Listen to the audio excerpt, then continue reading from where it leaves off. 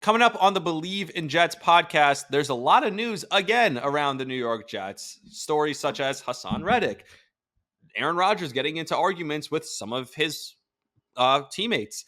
Obviously, Robert Saleh and Aaron Rodgers now butting heads over his playing time in the preseason. Well, to break it all down, we bring in again Antwan Staley to join us and talk about all that. So a lot going on with the Jets. So many negative stories. I'm trying to find the positive with this Jets team. That's where I am right now. That's where my mindset is trying to find the positive and hoping this is going to be a great Jets season. But we're about to find out. So please join me along on this ride to find out, to see if the Jets are going to have a fun season. All that and a whole lot more coming up right after this. Today's episode is brought to you by BetOnline. BetOnline is the world's most trusted betting platform and your number one source for everything online sports betting. Right now, you can receive a 50% free bet of up to $250 with your first deposit on a bet on anything from the Olympics to baseball to Formula One racing. BetOnline has every stat, every matchup, even live odds and spreads while the games are being played. When the game's over, head over to one of our online casinos and get in on a game of blackjack or poker, or unwind with one of our over 150 slots games. Head to the website today to get in on the action. Use the promo code BELIEVE, that's BLEAV, for your 50% free bet credit on your first deposit of up to $250. BetOnline, the game starts here. Welcome back to the Believe in Jets podcast, the New York Jets podcast on the Believe Podcast Network. My name is Rami Lavi. Today, we're going to be joined again by Antwan Staley from the New York Daily News to talk about all things New York Jets. He is at Jets camp. He's got his eyes and ears on the ground there, talking about a bunch of things. We talked about a lot. We talked about Aaron Rodgers, his impact on camp and how that looks. Obviously, some of the young guys. Hassan Reddick is still not there. How's that going to play out? And then obviously Robert Saleh, the bumbling buffoon at times in press conferences. And what's funny is last time I was on here, I talked about how Diana said, "Oh, we're going to see a different Aaron. We're going to see a different Robert Saleh this year. This is going to be different." I don't think it's different, and that's the problem with this guy. That he is a bumbling idiot in the media. Now, the thing is, I don't know if him being sometimes a fool in the media and saying things that sound dumb, I'm not sure that necessarily makes him a bad head coach. I don't think it does. I think he could be a great head coach and still look like a fool in the media. So, I wouldn't overreact to some of the things he says. I know there's stories, and, people have talked about every story turns into a negative story because it's the Jets. And listen, they have earned no right to have stories be positively written about them. If something can be taken in a negative light, it's going to be because that's how bad they've been.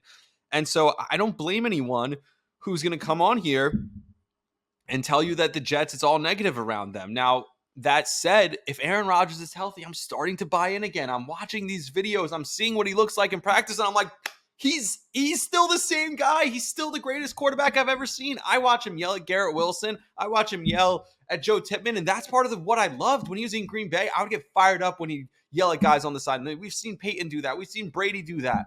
And we've also seen those guys overcome terrible head coaches and kind of be the secondary head coach. So, Rodgers is the second head coach, blah, blah, blah. That's not a big deal. Bilal's talked about that all the time. The Jets have never had someone like that, but that's, they have someone like that now. When Brady went down to Tampa and was with Todd Bowles, I mean, obviously at the beginning he wasn't, but when Todd Bowles is the head coach, I'm sure Brady was doing a lot of the, quote, head coaching down there. So I don't think that's an issue. And by the way, it's actually a good thing. Aaron Rodgers won a Super Bowl with Mike McCarthy. I don't think Mike McCarthy is some sort of great head coach. I don't think anyone would consider him this great head coach. So that's the current situation when I look at the Jets. And I just think, I hope that this is going to be different. This year is going to be different. And I truly believe, like, logically, when I look at this, it has to be different. It has to be better. And then I talked to my father this morning. He's like, just when you think it can't get any worse, they find a way. It can always be worse. And it's something I talked with Antwan about on this interview. So I don't know how it's going to be worse, but I'm trying my best. And I don't want to be naive, and I don't want to be one of these Jet fans or Jet media like I talk about who sees everything through like these rosy, beautiful colored glasses, and I'm blinding myself to the actual truth and what's actually going on. I'm not going to do that. I'm not going to be one of those guys. But I still want it to be good. I'm still excited. I'm fired up for football. We're going to get NFL football tonight. I don't care if it's preseason. And it's something I talked about on WFM with Chris McMonagle. It's the one thing where you're like, you're so fired up to watch it. And then 2 minutes in, you're like, all right, I'm done. I've seen enough. I'm good. But there's nothing quite like it where like I am so excited for tonight. I might even bet on it. I probably won't. I probably shouldn't. And then I think last year I did because the Jets were in the game. But, and then, okay, I've seen a quarter. I'm good. I'm good. I don't need to watch this anymore. But still, I'm so fired up for football. I want football to be back. I'm excited for the Jet season to start. And the real tell is going to be week 2. And this is what I said also on this interview. Week 2, if they're down 0-1 going to Tennessee, and you don't want to come home on a Thursday night against New England 0-2, especially considering how easy the beginning of the schedule is, how imperative it is for them to get off to a good start. I don't think anyone would blink if they lose the first game of the season. They start off 0-1. I think that's fine. I think that's almost expected at this point. Would I like them to win in San Francisco? Sure. Do I think they can win in San Francisco if Aaron Rodgers is Aaron Rodgers? Yeah, sure. Will they win in San Francisco? I don't think so, and I think that's perfectly normal to think they won't. But if they go 0-1 and they're going in to Tennessee, let's see how they respond. Let's see how a young team responds to that kind of game. Can they elevate themselves? Can they be great? And that's when we're really going to find out about this Jet team. We're going to find out right away in week 2. But until then, we can only speculate. And so Antwan Staley joined me to speculate about some of the Jets. He obviously has more insight because he's there every day talking to the players, talking in the media, talking to the coaches, and then watching them in practice every day. So he gave us our insights. That's coming up right now. Joining me again on the Believe in Jets podcast, Antwan Staley. Thanks for doing this. Reoccurring guest. How you doing? I'm all right. How you doing? I'd be doing better if I was spending hours in the sun watching Jets football. I don't know. How's that going for you at training camp every day? I mean, it's cool. I mean, it's just, I've done it for not the Jets specifically, but, just, like riding a bike for me. Yeah, I mean, but it's got to be fun, and I'm seeing the highlights come out. What's the vibe over there? It looks like everyone's playing well, having a good time. Obviously, there's some other stories that have come out. It's the Jets, but just start with the positive. What has been the most positive thing you've seen so far from Jets training camp? I mean, I guess you talk about Aaron Rodgers just, having no restrictions and then, him moving well. He hasn't always played well. I mean, they had a couple of days of, the first 2 practices, the offense struggled. So that wasn't a positive. But, I think just him being healthy and, moving around and, making some, good decisions with the football there. He definitely did that on Wednesday when they practiced and they're throwing 6 red zone touchdowns. They kind of spent the majority of the practice there. So I think that's definitely a positive too, and just kind of the chemistry he's built, continuing to build with Garrett Wilson. Something I'm seeing is I think with the highlights coming out and people still realizing that, hey, if Aaron's healthy, Aaron's Aaron, right? I think people are starting to buy in a little bit again. Jet fans in particular, obviously, it doesn't take much for us to get excited. We're dying for something, right? What do you think the buy-in is around the team itself? Is there a vibe that this year is going to be different? Is there a vibe around the team right now that's a positive vibe that feels like, hey, we're really good? I think the expectation is that they're going to be a playoff team and then, contenders within the building. I mean, I thought that was kind of the vibe last year, and obviously, things didn't go to plan for, obvious reasons. But, now that Aaron's back and healthy and, should that continue to be the case, which, obviously they hope that it's going to be the case, then, yeah, I think the team on both sides of the football feel optimistic about their chances. I mean, you're not really going to know how the team is until really the regular season and when the live bullets and, actions really starts to happen, and we'll find out more, basically against San Francisco and Tennessee. But they are optimistic heading into week 1, and obviously we still have some preseason games and also 3 joint practices that they'll participate in later this month. You know what I find? I find it so interesting that the national media, a lot of times, we had Stu Gotts coming in, from Dan Le Batard, and he was talking on WFAN. Diana Rossini came in, and she was talking on WFAN. I saw Kay Adams and Peter Schrager. He did it on Good Morning Football. She was at practice yesterday or camp yesterday. So the national media, it feels like, has an easier time buying back in. Me as a Jet fan, local media in New York, like myself as well, for us, it's a little bit harder. For us, it's like, okay, You've gotten us so many times, the Jets, to kind of like to take it, to take the bait, and then turned around and killed us. Is there a vibe around the media, around the local people there that feels like this is going to be different, or is it still the same? Oh, it's going to be the same old Jets when all is said and done. I think people just want to see. They just kind of want to see how things just kind of shake out. I know for me personally, I think they're a playoff team. I'm not going to sit here and say they're a Super Bowl team because I think you need to. I need to see how they're going to play, throughout the course of the season, at least the first few weeks, and then we'll have an idea. But I think just kind of the improvements that they made roster wise and getting Aaron back, and should their defense, continue to make those leaps and bounds like they have the last couple of years, provided that Hassan Reddick does show up, because I think that's big too, and as well. Then, I definitely think they have a chance. I mean, but the AFC is obviously tough. I mean, you got the Chiefs who've won it back to back years. They're still on the throne until proven otherwise. And then even in their division, I mean, it's not necessarily easy. I know Buffalo. It's a lot of people are not necessarily high on Buffalo, but they are the current division winners the last few years, and I think they still have the best quarterback and coach combination, at least right now, in the division. You mentioned Hassan Reddick. Is there any update there? I know Robert Saleh said the fines are going to be elevated now. And then there were some articles earlier this week saying they have made some progress. Has there been progress there? What are you hearing? Is there any update?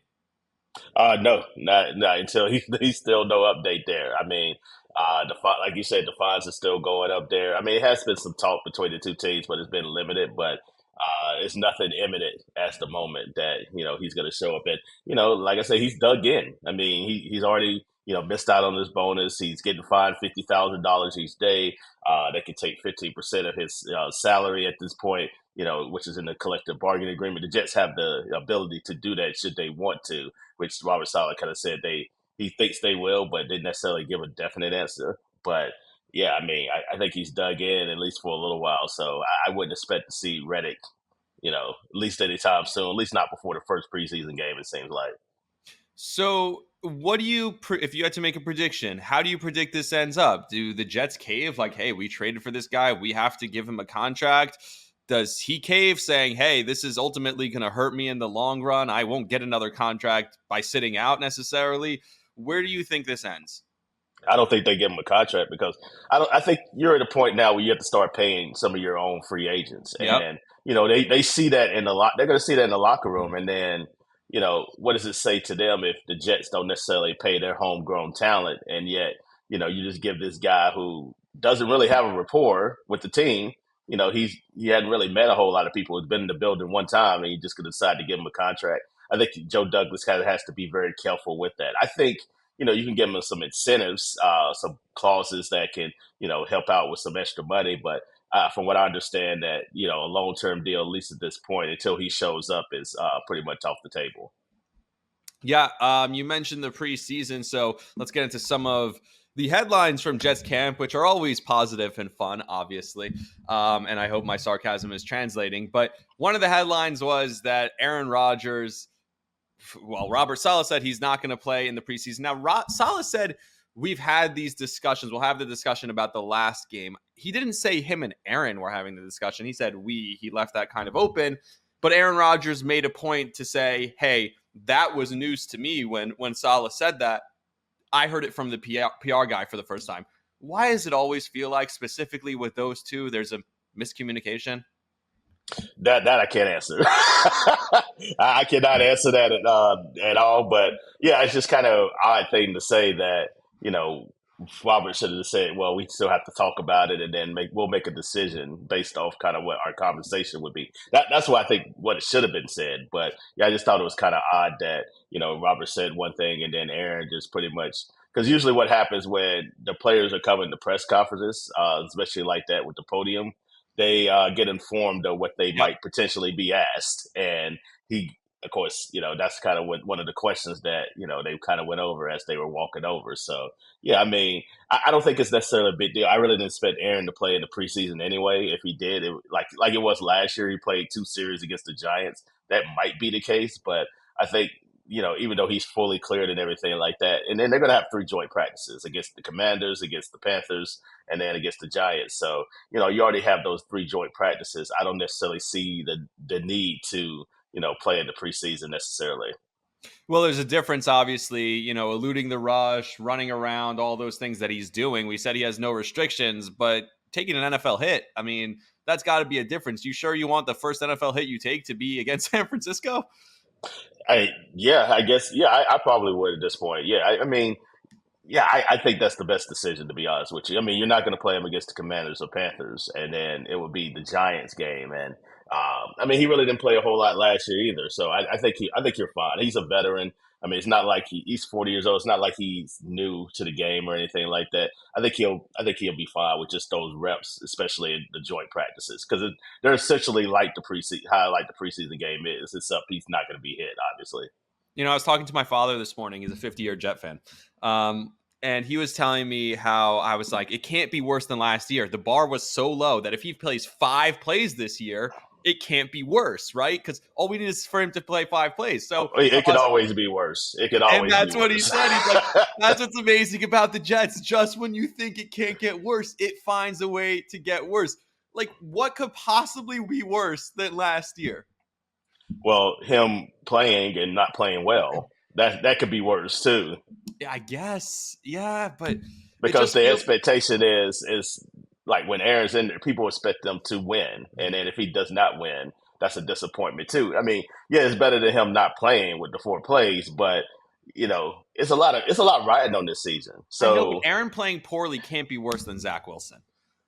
I mean, no, but still, like, the expectation is for them to play well. So, but you never know. Like, we don't know exactly what Aaron is at this point. I think obviously he's not going to be worse than Zach Wilson, but is he?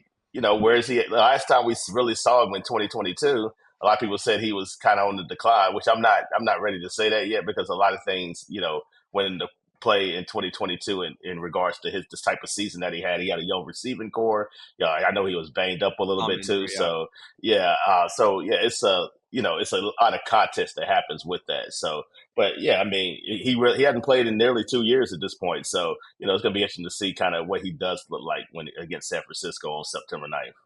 I will say this. If they lose that San Francisco game, which I think everyone would expect them to lose, I mean, it's not crazy. San Francisco is a great team. Going into that Tennessee game on a short week, that's when we're going to find out about this team because it's going to be a short week traveling to Tennessee for the first Sunday game of the year on the road, and they're going to be 0-1 and essentially in a must-win game because you don't want to come home 0-2 to face the Patriots on a Thursday night. That's for sure. So you definitely don't want to do that for your home opener. So if they're 0-1 going to Tennessee, I want to see how they respond then. That's going to be, that game's going to tell me a lot. Yeah, I think, early on in the season, and they play, I think the back half of the schedule is so much difficult than the first half. Yeah, so for sure. That's why I think it's very important for them to get off to a good start. Yeah, they have to, because otherwise, I think he faced like 7 or 8 teams the end of the year that finished all over 500 last year, including the Colts. Seattle's in there, Jacksonville, obviously Miami twice, Buffalo in there. So yeah, it's vital that they get off to a good start. Otherwise, then you're going to be in that situation later on in the season. Like, you got to win some games against some very, very difficult teams.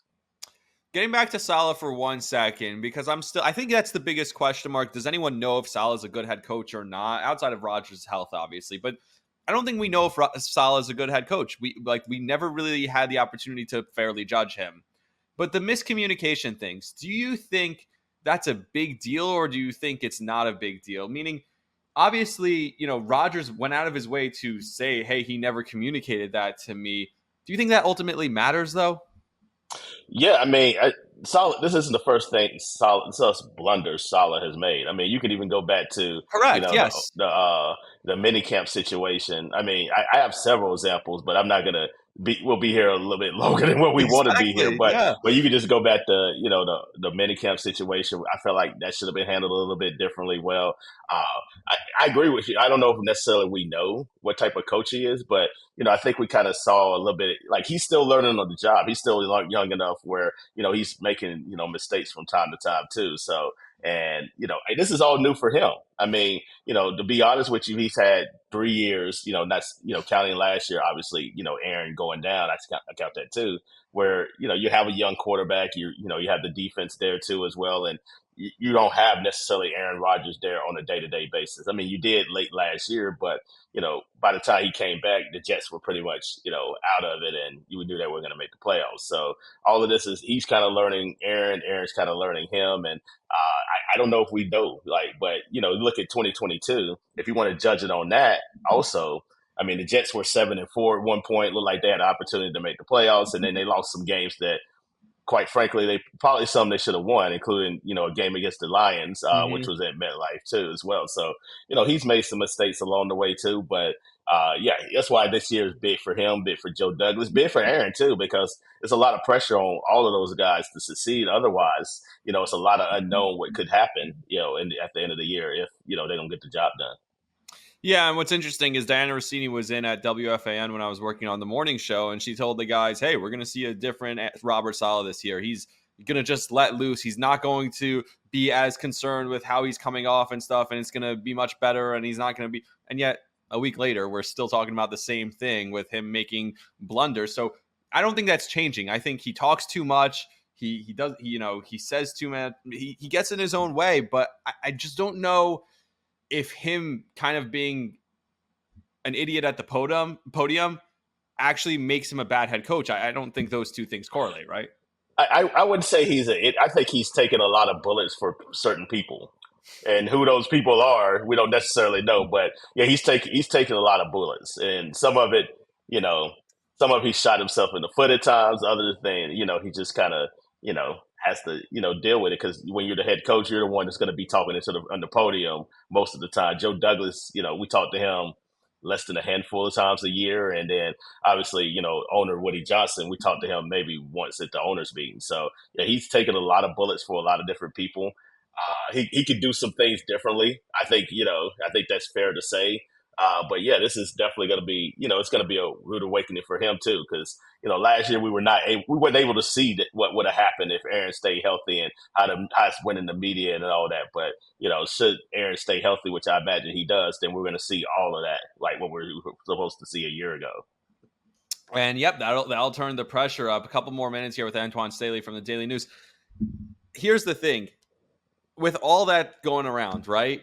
We've seen some really great things. And one of the things that has been talked about in the media, but I personally love, and it's kind of been talked about in a negative light, is the back and forth we've seen between Rodgers and Garrett Wilson. I love it. I love seeing one of my favorite things. And even what he said about Joe Tippmann, yesterday, also when he talked to the media, some of the things that when Rodgers holds guys accountable, I've loved watching him do that, because he wants everyone to be at the standard that he's at. He expects that. And he said about Joe Tippmann, he said, I expect him to have a long, all-pro career in this league. So if, he snaps it bad a couple of times, he can handle me yelling at him. He said about Garrett Wilson, we just want to be, I need to be on his page. He needs to be on my page. I love that stuff because it elevates everyone around him. What's your sense of of some of these heated conversations Aaron Rodgers has had with his teammates? It's funny you mentioned that, because those are the two questions I asked them. So, but yeah, basically, as far as Gary, I don't think it's a big deal. I mean, you're going to have situations where, you're going to have those heated discussions throughout the course of practice. And, if a fan didn't take a video of it, we wouldn't know anything about it. So I mean, Aaron was smiling, and then they dapped up and everything like that. So it's going to be there'll be times where that happens. I don't think it's a big deal there. I think the larger issue is the tipping and the high snaps too, which has been a problem consistently throughout training camp. At least it happens now. Wednesday it happened once, which is probably the lowest amount of total has happened. But, before that, it was probably happening 3-4 times.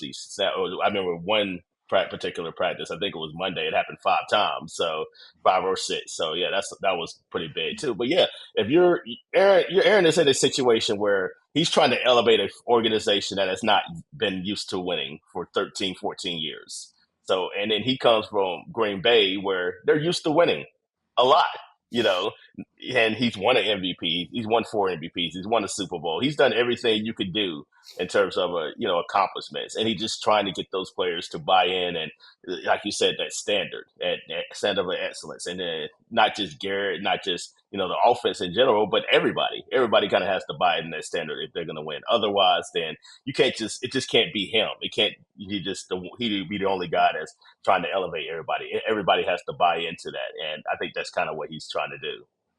So what's interesting is so many people have talked about this is the year, right? If this doesn't go well, the whole thing is going to get blown up. Do you think that kind of turns up the pressure on some of these guys who haven't, and Bilal's talked about this all the time. These are guys, Aaron's experienced winning. These are guys who have never experienced winning. Do you think they can handle, he's putting the pressure on himself. He can handle it. He knows it. But do you think these younger guys who have never experienced winning at a high level can handle the pressure being turned up on them, both by Rodgers and the outside media? I think so. I mean, each case might be different depending on the player. But if you're talking about Garrett or Sauce, or they've had it wasn't like a long term. They've had a taste of them trying to win. I mean, again, well, 2022. what about Joe Tippmann though? Like you said, like could that be leading to some of the mistakes? Is the pressure's on him? I just think I just think he hasn't been playing very well. Okay. I don't know if that necessarily has to do with pressure. I just think that, also, it's new learning, especially when you're doing shotgun. And then now you're trying to, snap the ball to Aaron. Because remember last year he wasn't doing that. He was a rookie. They had him playing guard, and if he was playing at center, remember he was on the second team because Connor McGovern was there. So this is all new for him, taking snaps from Aaron. So I don't know necessarily. It's the pressure. I just think he, needs to perform better. And that's kind of what Aaron was saying too. So what's interesting is I just said it's a 1-year shot, but Aaron Rodgers said straight out this time, he said, last year didn't count. I want 2 great years with the Jets. Last year was a bad year. So that doesn't count as one of the 2 years. Is that news? What do you think? Is that something that you think we knew already? And how do you see that going? Do you think he makes it the full 2 years with this team? Well, it depends on how this year goes. That's basically how it goes down. But yeah, I thought it was I think they have a 2-year window. I kind of always said that anyway. And, whatever happens this year will, if they happen to make the playoffs and, let's say they lose in the wild card or divisional round, then yeah, now you can try to build upon that and try to get to that level and then, try to get to that Super Bowl championship. Because again, it's steps to this. Even like a team like the Lions, who had kind of been in a similar situation as the Jets, where they've been kind of down for so long. I mean, they went from 8-9 to the NFC Championship. Probably should have beat the 49ers. But again, that level of experience with San Francisco, when they were taking body punches and everything like that, they were able to recover and end up winning the game. That's having that experience, I think, comes into play too as well. So yeah, I mean, if they can make the playoffs, make a little run. If they were to lose, I think people would be okay, fine. They'd be optimistic about 2025 and moving forward there. But yeah, I mean, it's all going to depend on how this year goes. Because if it's a stinker, they finished under 500, then all bets are off. Oh man, let's hope it's not that. Last question here. Outside of Aaron Rodgers, who has stood out most in training camp, just watching in person? I know Malachi Corley has looked good at times. I know some of those videos were posted.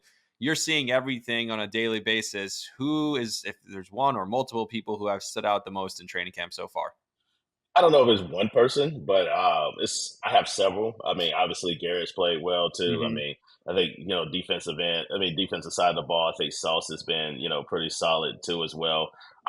Brees is looking like Brees, like he could potentially have a really big year there. You mentioned Corley. I think he's been made some plays there. A guy that I think a lot of people hadn't necessarily talked about, Tyler Conklin. I definitely think he could be a good security blanket for Aaron this upcoming year as well. We've seen Aaron in the past rely on tight ends, and that is good third down and change movers. And I definitely think Tyler Conklin could potentially have a solid season there. I think he's pretty decent last year, despite he didn't catch a touchdown pass. But we already know the quarterback situation and what that was a year ago. But I can definitely see Tyler Conklin having a solid 65, 70 catch season potentially, and maybe like 3 or 4 touchdowns. And it's not necessarily staggering numbers when you look at fantasy and anything like that. But I definitely think he's going to impact the game in a lot of different ways.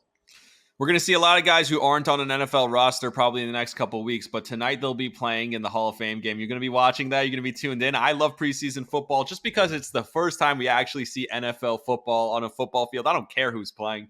Are you locked in on that? I will watch a little bit. I'm not going to watch the whole thing. For sure. I will watch probably like a quarter starts. or two. I'm curious to see the kickoff rule and kind of how that goes about. So that's the main reason why I want to take a look at it, just kind of see how it works out. But yeah, I'll watch a little bit of it. I'm not going to sit here and lie and say I'm going to watch all 4 quarters of that, because I'm definitely not. How has the kickoff rule looked at Jets camp?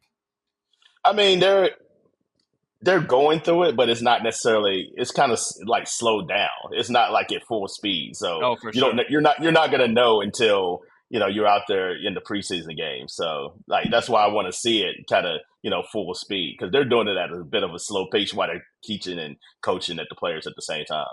There's nobody that Bilal Powell has higher praise for than Brant Boyer. I'll tell you that right now. So if there's someone who can figure it out, it would be him, right? Yeah, I think, he's definitely all about it. He's excited about the new rule too. Yep. And, I'm curious, especially with Cohen retiring, which is a little bit of a surprise within the building, how that's going to look as far as the return. Obviously, Xavier Gibson is going to be an option, but who else is going to step up and be that option at kick return? Because you can put 2 guys back there, especially with the new rules. Yeah. Do you think that makes Braylon Allen almost a lock for the backup running back job, or are they looking for someone else? Well, he would have been anyway. Like he wouldn't have. Yeah, I mean him and so Isaiah you think Davis like Breece needs to come out for a set or for a couple plays? It's Braylon Allen time. He was getting Breece's snaps and OTAs when Breece wasn't playing on the first team. So yeah, it was. Yeah, it's no question. Tyreek Cohen was more or less going to be a special teams guy. All right, fantastic. Well, I appreciate your time as always, and you're our eyes and ears on the ground for Jets camp. So I look forward to talking to you throughout the season. Thanks for doing this. Yeah, sounds good.